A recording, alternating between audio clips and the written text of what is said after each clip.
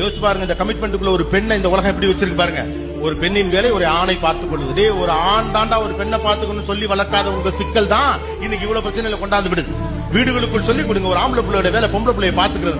பசங்க நல்லா தான் இருக்கானுங்க, கரெக்டா சொல்லி கொடுத்தா பிரச்சனை இல்லை. ஆணையும் பெண்ணையும் எதிரியாகவே சித்தரிப்பு. அழகின் பொருட்டே ஒரு பெண்ணை தூக்கி வைத்து கொண்டாடுகிற போது தயவு செய்து ஏற்றுக்கொள்ளாதீர்கள். அறிவின் பொருட்டு உங்களை எவன் மதிக்கிறானோ அவன் தான் உங்களுக்கான ஆண்மகன். அழகின் பொருட்டு உங்களை கொண்டாடுகிறவன் தவறான ஒத்துக்காதீங்க.